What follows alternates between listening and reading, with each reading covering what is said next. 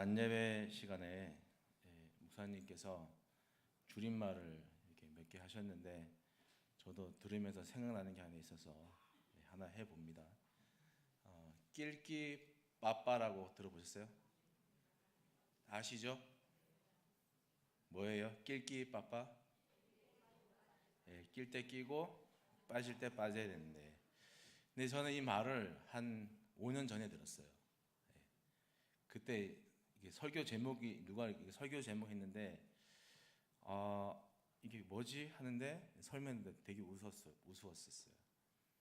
네, 교회에서도 그렇고 직장에서도 그렇고 또 가정에서도 그렇고 이 낄끼빨빠지만은 우리나라 그냥 쉽게 말하면 모른 척할 때 모른 척 해줘야 되겠죠. 그죠? 애 키울 때 그냥 잘못한 거 잘못할 때마다 들춰내가지고 하는 것보다 모를 땐 빠질 땐 빠져주고, 직장에서 높으신 분들은 회식 같은데 알아서 빠져주고, 교회에선 알아서 빠져주고, 그러면 재밌을 것 같아요. 종교개혁 500년을 맞이해서 우리 통합측이죠. 우리 총회가 2017년 주제를 다시 거룩한 교회로 이렇게 잡고 거기에 이제 속해 있는 말씀으로 여기 방금 읽은 레위기 19장 2절 또 로마서 1장 17절 오직 의인은 믿음으로 살아야 합니다 하는 주제 말씀으로 살았습니다. 2017년을 이어서 2018년도에 총회 주제는 거룩한 교회 다시 세상 속으로 라고 하는 주제로 복음을 전하면서 살았습니다. 그 2017년, 2018년 이렇게 주제를 풀이하기를 이렇게 해놨는데, 교회는 거룩해야 합니다. 너희는 거룩하라. 나 여호와 너희 하나님이 거룩함이니라. 거룩이란 모든 것으로부터 철저히 구별되어 전적으로 하나님께만 속하는 것을 말합니다. 모든 것으로부터 구별되되 홀로 거룩하신 하나님께만 소속되어야 참 거룩입니다. 그러나 세상을 등지는 것은 거룩이 아니라 비속입니다. 오직 하나님만 사랑하고 다른 것은 절대로 사랑하지 않고 하나님만 두려워하고 아무것도 두려워하지 않는 것, 하나님께만 절대 순종하는 것, 그것이 거룩입니다. 이렇게 주제를 정하고 그 주제에 대한 풀이를 이렇게 했습니다. 거룩은 우리 그리스도인들의 하나님을 믿는다 하는 사람들의 의미이고 명령이에요. 방금 우리가 읽었던 레위기 19장 2절 말씀에 너희는 거룩하라. 나 여호와 너희 하나님이 거룩하니라. 또 레위기 11장에 보면은 나는 너희 하나님이 되려고 너희를 애굽에서부터 인도하여 낸 여호와라. 내가 거룩하니 너희도 거룩하라. 이렇게 얘기를 하시는 거예요. 그러니까 우리 총회가 거룩을 그렇게 얘기하면서 종교개혁의 정신으로 돌아가야 된다. 그 정신과 근본으로 돌아가야 한다 하면서 모든 교회들로 모든 성도들로 하여금 무엇을 회복해야 되냐고 얘기하냐면은 거룩이에요. 거룩. 탕자가 자기의 잘못을 뉘우치고 아버지 품으로 돌아가는 것처럼 우리가 죄인임을 알고 늘 그렇게 아버지 앞으로 다시 돌아오고 또 다시 돌아오고, 전에도 말씀드렸지만 탕자가 과연 집을 한 번만 나갔을까요? 거기 나와 있지 않지만 매번 나가고 우리도 매번 나가고 매번 아버지께는 멀어지고 하지만 다시 돌아가는 것, 그렇게 우리가 거룩을 회복해야 한다는 말씀이에요. 성경의 증언처럼 하나님이 거룩하시기 때문에 성도들이 거룩해져야 한다는 것은 이건 해도 되고 안 해도 되는 게 아니라 이게 의미고 우리에게 명령이에요. 내가 거룩하니까 너희도 거룩해야 한다 하는 하나님의 명령이에요. 그런데 우리가 이 거룩을 참 오해를 많이 해요. 우리 교회 성도들은 안 하는 줄 믿습니다. 뭐 어떤 황홀감을 경험한다든지 신비로운 체험을 한다든지 은사를 받았다든지 기도를 잘한다 한다든지 교회를 열심히 다니다 보면 거룩해지겠지 하는 식으로 이 거룩함을 잘못 알고 오해하는 경우가 참 많은 것 같습니다. 그런데 인간은 원래 약하기 때문에 아무리 노력을 해도, 아무리 이렇게 해도 절대로 거룩해질 수가 없는 거예요. 창세기 6장 5절에 여호와께서 사람의 죄악이 세상에 가득함과 그의 마음으로 생각하는 모든 계획이 항상 악할 뿐임을 보셨다 그렇게 했어요. 또 8장에는 사람의 마음이 계획하는 바가 어려서부터 악하다 그랬고, 로마서에서는 의인은 없고 하나도 없다 그렇게 성경이 증언하고 있는 거예요. 여러분, 어떻게 하면 거룩해질 수 있을까요? 거룩해지는 방법은 성령이 우리를 거룩하게 하시기 때문에 우리가 거룩한 거예요. 근데 우리가 그 생각을 자꾸 잊어버리고 살아요. 낄 때 껴야 되고 빠질 때 빠져야 되는데 그러지 않고 우리는 늘 착각하면서 살아가요. 고대 근동에서는 이 거룩이라 하는 것을 자기네들이 섬기는 신이 아니라 자기네들이 신을 섬기기 위해서 사용하는 예배의 장소나 예배의 기물들이나 예배를 집전하는 제사장들에게서 찾았습니다. 거룩한 것이 신인데 신에게서 거룩을 찾는 것이 아니라 자기들이 신을 예배하는 그 장소, 그 기물들, 그 모든 것들을 집전하는 제사장들에게서 찾는 거예요. 그러다 보니까 강단이, 제단이 화려한 거예요. 왜? 그렇게 해야 왠지 거룩하게 보일 것 같으니까. 거룩한 건 신인데 신에게서 거룩을 찾는 것이 아니라 자기네들이 앞에 보이는 곳에서 거룩을 찾고 엉뚱한 곳에서 거룩을 찾고 있는 거예요. 지나온 교회에서 강단 꽃꽂이를 장식하던 권사님이 있었습니다. 그 권사님은 강단에 꽃꽂이를 하고 나서 예배를 드리면 꽃꽂이 이렇게 자리가 틀어지지 않았는지, 목사님들이 들어가다가 혹시 차갑고 꽃이 옆으로 틀어지지 않았는지, 꽃이 이렇게 서 있어야 되는데 이게 에어컨이나 이런 것 때문에 이렇게 고개를 떨어뜨리지 않았는지 예배 시간 내내 그 꽃만 봐요. 그리고 나서 예배가 마치면 꼭 와서 해요. 목사님 들어갈 때는 조심히 들어가세요. 에어컨을, 히터를 어떻게 켜주세요. 제가 그랬어요. 권사님 차라리 꽃꽂이 하지 마시고 예배에 집중하세요. 꽃꽂이 안 해도 됩니다. 제가 그렇게 얘기한 적이 있어요. 강단을 예쁘게 꾸미려는 그 헌신의 마음과 정성은 이해하지만 화려하게 꾸민다고 해서 거룩해지는 거 아니에요. 출애굽기 한번 읽어보십시오. 거기에 보면 하나님께 예배드린 성막 안에 그 기물들이 있어야 할 것들만 있어요. 절대 불필요한 건 하나도 없어요.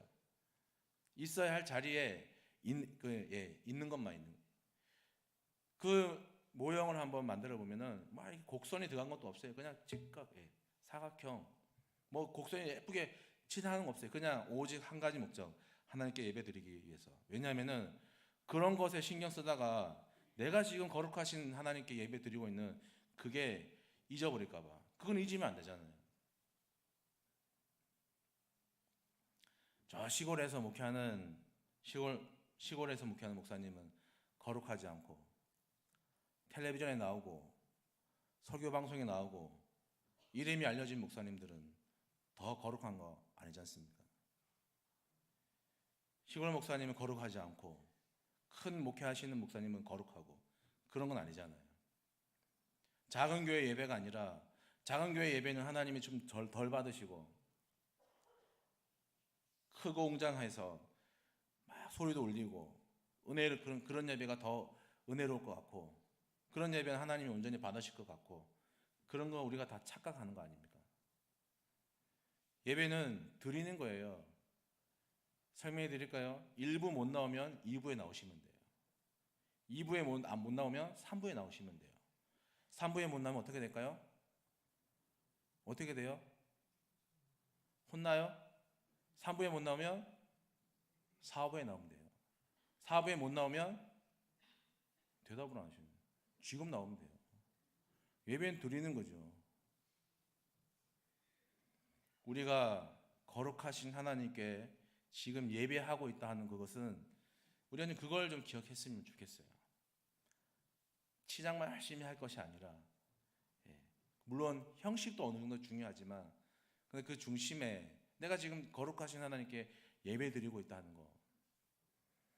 이 거룩이라고 하는 히브리어가 카도시라고 하는 단어인데 뜻이 잘라내다, 구분하다, 분리하다 그런 거예요. 그런데 분리하고 구분하는 주체가 누구냐? 우리가 아니에요, 절대. 사람이 분리하고 구분하는 게 아니라 누가 하냐면은 하나님이 분리하시는 거예요. 인간은 그 앞에서 아무것도 할 수 없는 거예요. 인간은 그 앞에 보면 뭐냐? 종이에요, 종. 그냥 시키는 대로 하는 거예요.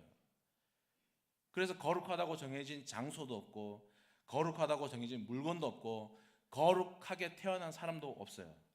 오직 하나님이 일하시기 위해서 택하셔서 사용하시는 그 물건이나 그 장소나 그 사람이 그냥 거룩해지는 거예요.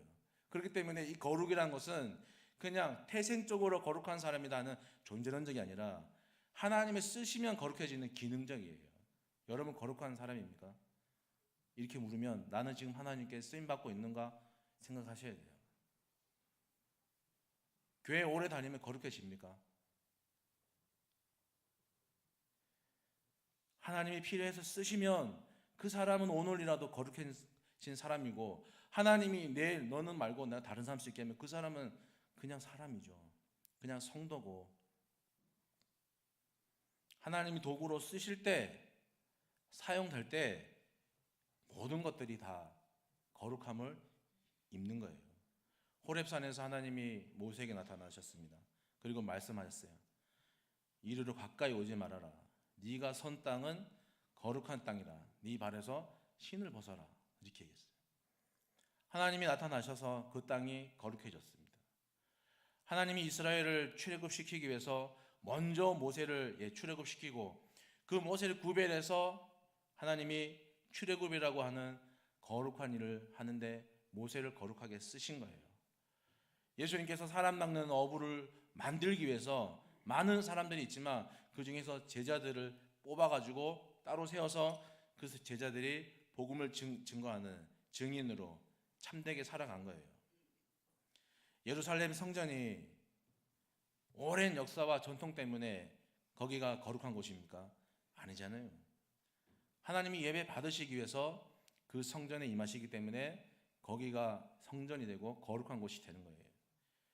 그럼 물어볼게요. 대한교회는 성전입니까?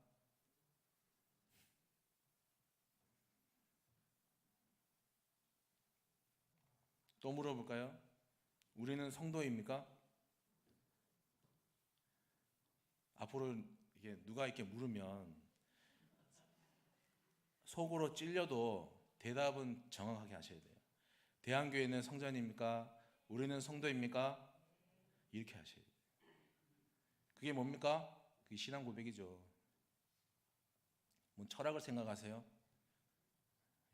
우리가 대한교회가 성전입니까? 내가 성도입니까? 그러면 신앙 고백해줘. 예, 그렇습니다. 라고 자신있게 얘기해줘. 왜 거기서 철학을 생각하세요?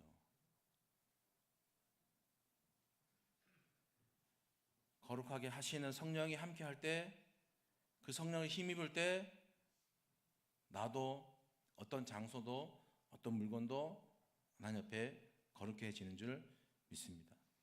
예루살렘과 유다와 땅 끝까지 이르러서 내 증인이 되라 하실 때는 언제였냐면은 오직 성령이 그들에게 임했을 때 가능한 거예요.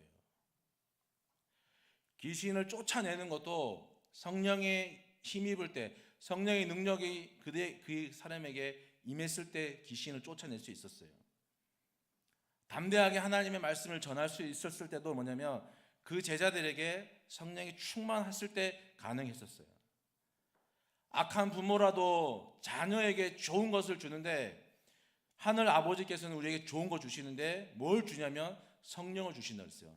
하늘 아버지께서도 너희에게 좋은 거 주시지 않느냐. 그게 뭐냐면 그게 성령이었어요.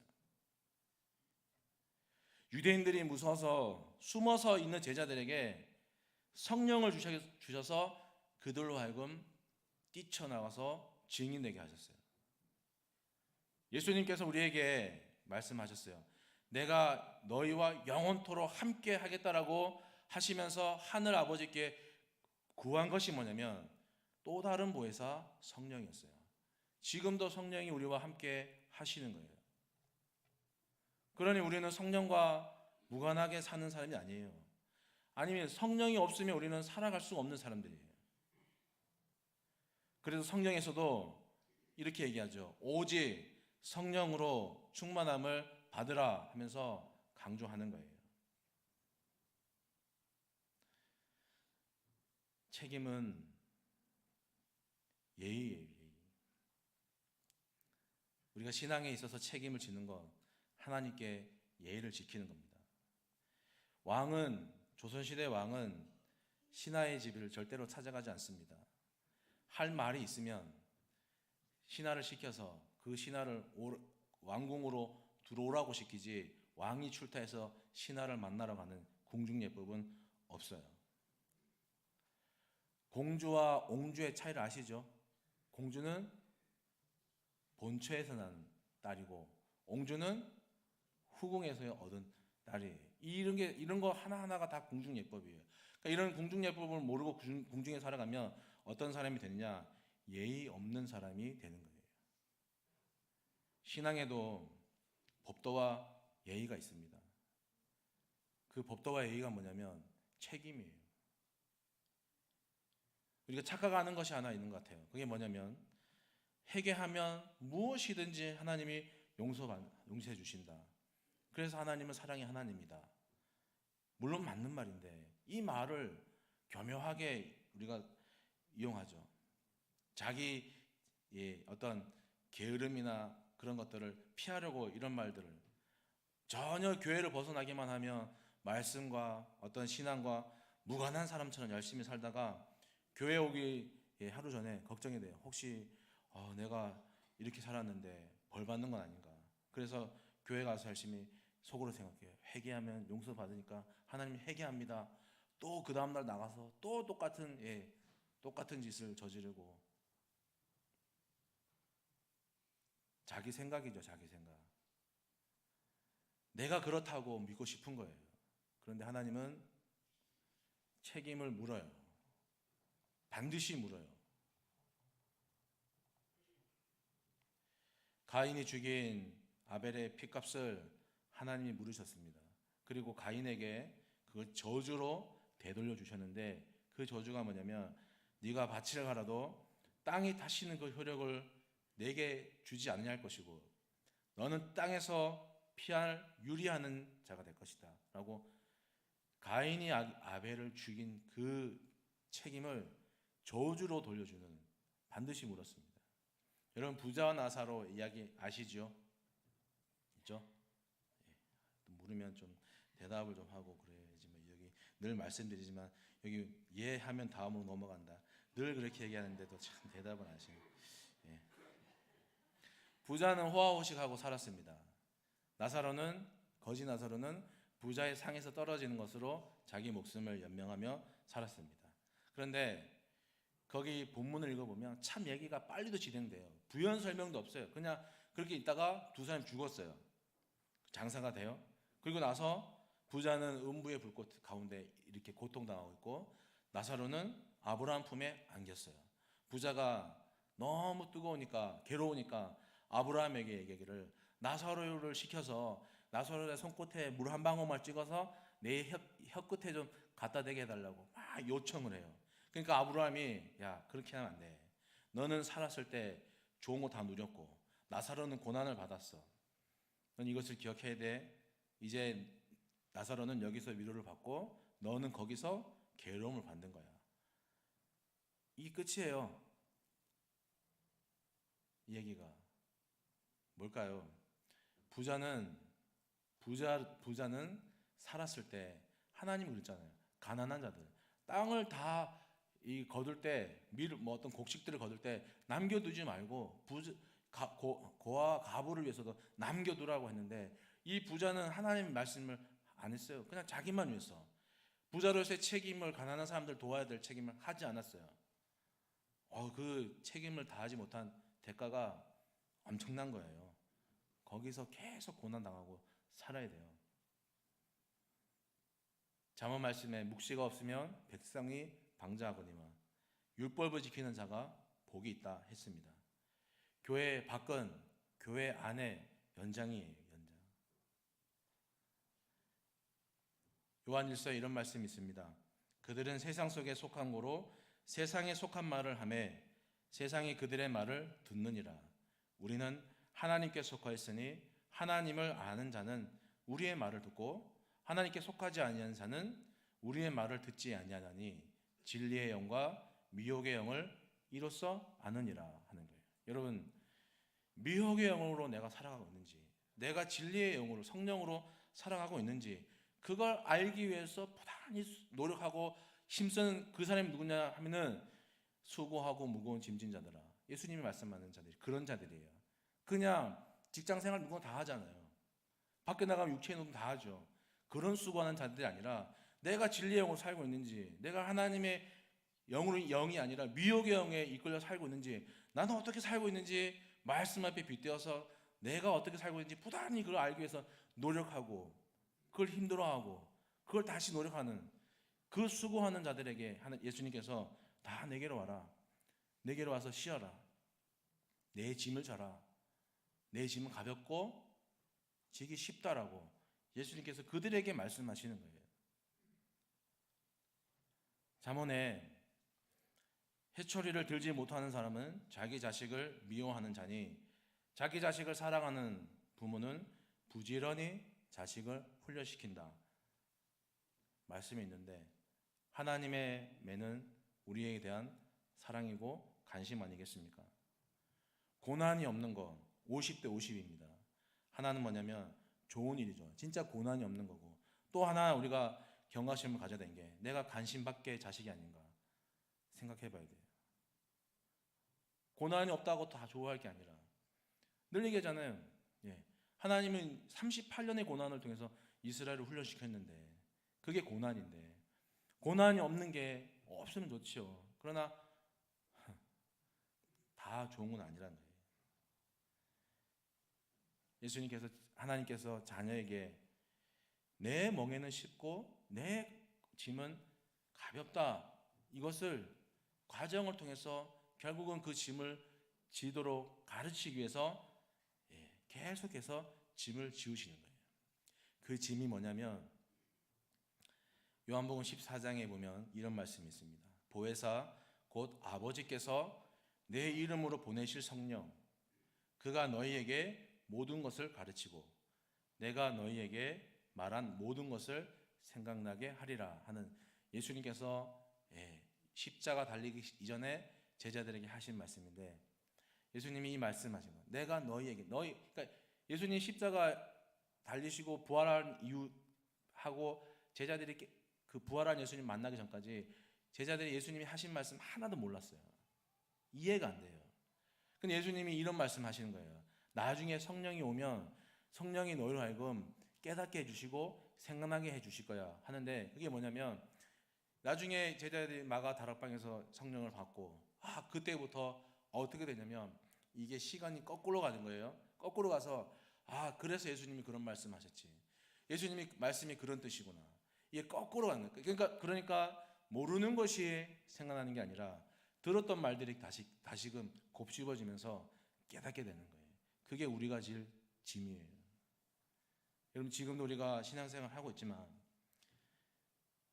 내가 예수님의 뜻대로 살아가고 있는지, 내가 하나님 앞에 거룩이라 하는데 나는 어떻게 살아가고 있는지 우리는 잘 모르잖아요. 그러니까 성령에 힘입어서 우리가 이전의 생각도 해보고 그 생각을 빗대어서 앞으로도 어떻게 내가 열심히 살아가야 할지를 우리가 그 수고를 해야 되고 그 짐을, 그 책임을 감당해야 되는 사람들이라 하는 말씀이에요.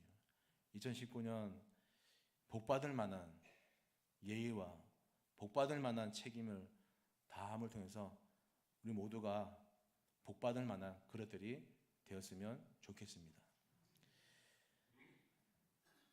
성령은 한번 우리에게 임재하시면 떠나지 않는다 하는 생각은 성경에 보니까 틀린 것 같아요. 성령은 언제든지 우리에게서 떠날 수 있습니다. 그러니 우리는 성령이 우리에게서 떠나가시지 않도록 그렇게 살아야 돼요.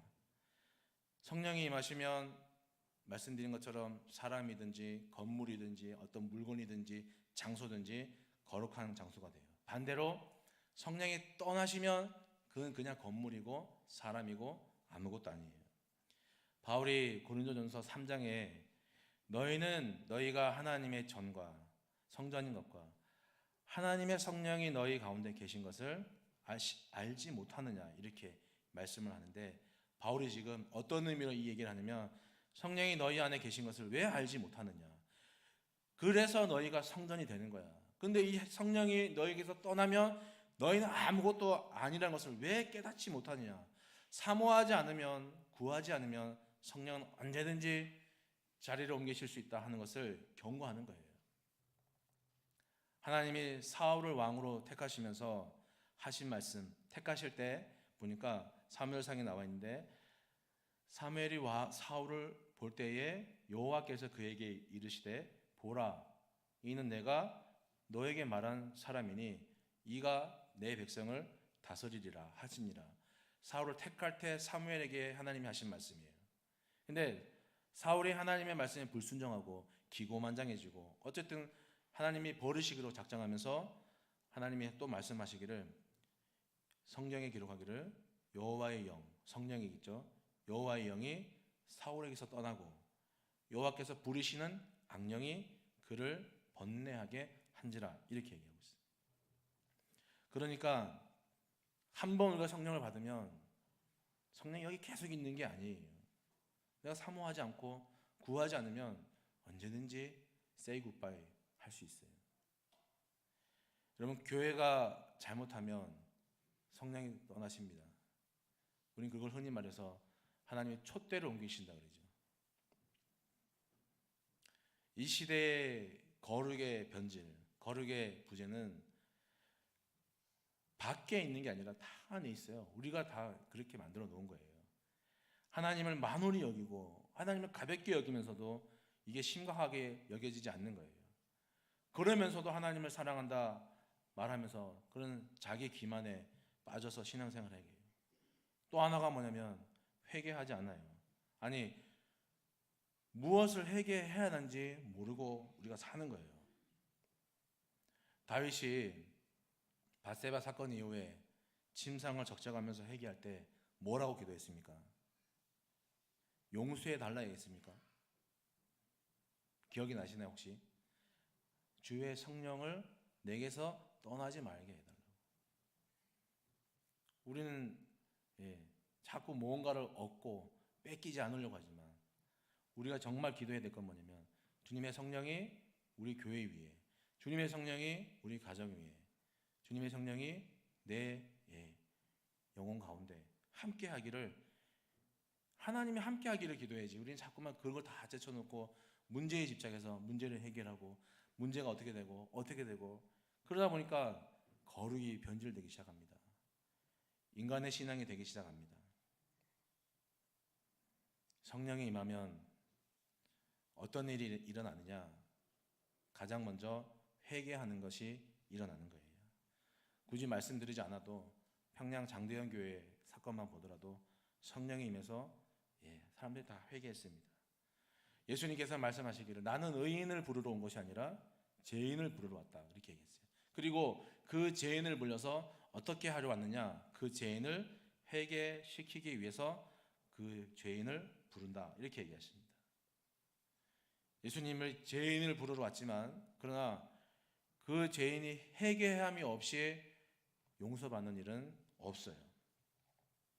그냥 예수님 불렀다 해서 자동적으로 용서되는 게 아니라, 예수님 죄인을 부르고 그 죄인이 예수님 앞에, 십자가 앞에, 하나님 앞에 자기가 죄인됨을 정확하게 고백해야 되는 거예요. 그래서 그 회개가 언제 일어나느냐? 성령이 임하실 때. 내가 정말 하나님 앞에 회개한다 그러면 내가 성령이 나에게 임재하신 거겠죠. 오순절 마가 다락방에서 성령의 충만함을 받은 이 베드로가 자신의 설교를 듣고 마음에 막 찔려하는 그 사람들이 베드로에게 물어요. 그러면 우리가 어떻게 하면 좋겠습니까? 어쩌고 막 하는 사람들에게 베드로가 너희가 회개하고 각각 예수 그리스도의 이름으로 세례를 받고 그리고 제사함을 받으라. 그리고 성령을 선물로 받으라. 이렇게 얘기를 하는 거예요. 성령의 역사로 죄를 깨닫게 되면서 우리 마음 깊은 곳에서부터 기도가 시작됩니다. 그렇게 간절한 기도로 우리의 마음으로 기도하게 되면서 그동안에 이질적으로 생각되지 않았던 죄들이 이제는 막 이질감이 느껴지고 이게 아니구나 하는 느낌들이, 생각들이 인식되기 시작해요. 마음이 찔려서 기도하지 않을 수 없게 되었고, 기도하는 가운데 성령의 도우심으로 이건 아니다, 내가 앞으로는 죄와 싸워 죄를 누리고 살아야겠다 결심하게 됩니다. 그렇게 죄를 죽이기 시작하면서 죄를 누르는, 죄와 승리하는 맛을 알게 됩니다. 우리의 영혼, 육에 변화가 생기기 시작하고 더 이상 죄의 노예로 살지 않기로 난 하나님 앞에 진심으로 회개합니다. 왠지 나에게 마음속에서부터 변화하는, 나를 변화시키는 성령의 능력이 나를 이끌어가는 걸 같습니다. 어느 순간 하나님의 말씀은 살았고 좌우의 날선 어떤 것보다도 예리하고 우리 혼과 영과 골수와 관절을 찔러 쪼개기까지 해서 우리의 마음의 생각과 뜻을 판단하시는 능력이시구나 하는 것을 알게 됩니다. 저는 개인적으로요, 제 이 손톱을 깎을 때 보통 제가 모르겠어요, 한 달 만에, 한 3주 만에 깎다 보면 어느 순간 보니까 나 옛날에 손톱이 얇았는데 손톱이 두께가 왜 이렇게 두꺼워졌을까? 손을 딱 소리가 시간이 가면 갈수록 더 크게 딱, 그리고 옛날에는 아주 부드럽게 이렇게 깎였는데 어느 순간 뚝 부러지는, 손톱이 뚝 부러지고 이런. 그래서 제가 손톱을 깎으면서 회개합니다. 어떻게 그 손톱 두께만큼 내 고집도 늘어가는 것 같아요. 거기 손톱을 보면서 나도 세월이 흘러서 나도 나이가 먹는구나. 제가 우리 아버지 발톱이나 손톱을 보면서 나이가 들면 저렇게 손톱이 두꺼워지는 거구나, 그런 생각이 한 적이 있는데 어느새 제가 제 손톱을 보니까 점점 두꺼워지고 있어요. 그래서 손톱을 깎을 때마다 내 고집도 늘어가는구나 라고 손톱 깎을 때마다 회개합니다. 여러분이 회개할 것은 무엇입니까? 여러분, 우리가 침상을 적시며 회개했던 마지막 회개는 언제였습니까? 제발 우리가 회개함으로 순종하고 믿음으로 살아가는, 질서에 순종하는, 교회의 법에 순종할 수 있는, 내가 생각하는 것이 옳은 것이 아니라 내가 세워놓은 건의와 교회의 법에 순종할 줄 아는 그런 사람들이 되었으면 좋겠습니다. 12년을 헐레통 앓았던 그 여인이 예수님 옷자락 만질 때 예수님께서 말씀하시기는 나에게서 능력이 나갔다 그랬어요. 그 능력이 뭐냐면 성령이에요. 바울이 이런 얘기를 합니다. 내게 능력 주시는 자 안에서 내가 모든 것을 할 수 있습니다. 성령이 우리와 함께 하시면 모든 것을 할 수 있습니다. 내가 하는 게 아니라 성령이 함께 하시면, 내게 능력 주시는 자 안에서 내가, 이 바울의 신앙 고백이 우리의 신앙 고백이 되도록 2019년 이 한 해 정말 우리를 거룩하게 하시는 성령의 능력 안에서 우리 대양 가족 모두가 승리할 수 있기를 간절히 바랍니다.